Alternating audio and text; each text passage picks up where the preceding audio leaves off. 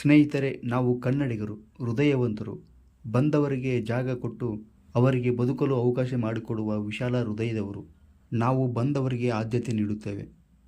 ಬಂದ ನಂತರ ಅವರು ನಮ್ಮ ಗಾಳಿ ನಮ್ಮ ನೀರು ಸೇವಿಸಿ ನಮ್ಮವರ ವಿರುದ್ಧವೇ ತಿರುಗಿ ಬಿದ್ದರೆ ಅವರಿಗೆ ಪೆಟ್ಟು ಕೊಡುವವರು ಕೂಡ ನಾವೇ ಆಗಿರುತ್ತೇವೆ.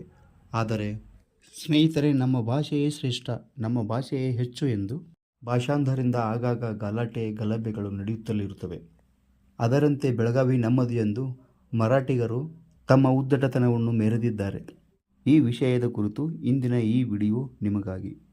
ಸ್ನೇಹಿತರೆ, ನಮ್ಮ KSRTC ಚಾಲಕರೊಬ್ಬರಿಗೆ ಮಹಾರಾಷ್ಟ್ರದ ಗುಂಪೊಂದು ಹಲ್ಲೆ ನಡೆಸಿದ ವಿಡಿಯೋ ಇತ್ತೀಚೆಗೆ ವೈರಲ್ ಆಗಿದ್ದು ನಿಮಗೆ ಗೊತ್ತಿದೆ.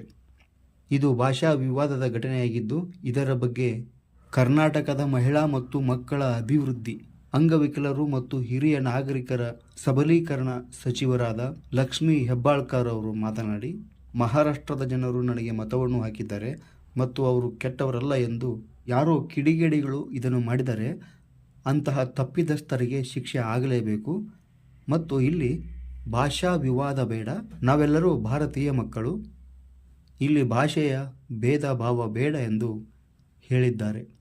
ಮತ್ತು ಈ ಘಟನೆಯ ಅವರ ಉದ್ದಟತನದ ವಿರುದ್ಧ ಪ್ರತಿಭಟಿಸಲು ಮತ್ತು ಕಿಡಿಗೇಡಿಗಳಿಗೆ ಎಚ್ಚರಿಕೆ ನೀಡಲು ಮಂಗಳವಾರ ಬೆಳಗಾವಿಗೆ ಬರುತ್ತಿದ್ದೇನೆ. ಅಷ್ಟರೊಳಗೆ ಕಂಡಕ್ಟರ್ ಮೇಲಿನ ಪೋಕ್ಸೋ ಕೇಸ್ ವಾಪಸ್ ಪಡೆಯಿರಿ ಎಂದು ಕರ್ನಾಟಕ ರಕ್ಷಣಾ ವೇದಿಕೆಯ ರಾಜ್ಯಾಧ್ಯಕ್ಷರಾದ ಶ್ರೀ TA ನಾರಾಯಣಗೌಡ ಅವರು ಹೇಳಿದ್ದಾರೆ. ಸ್ನೇಹಿತರೆ, ಈ ಮಾಹಿತಿ ನಿಮಗೆ ಇಷ್ಟವಾದರೆ ಒಂದು ಲೈಕ್ ಮಾಡಿ. ಮತ್ತೆ ಮುಂದಿನ ವಿಡಿಯೋದಲ್ಲಿ ಭೇಟಿಯಾಗೋಣ.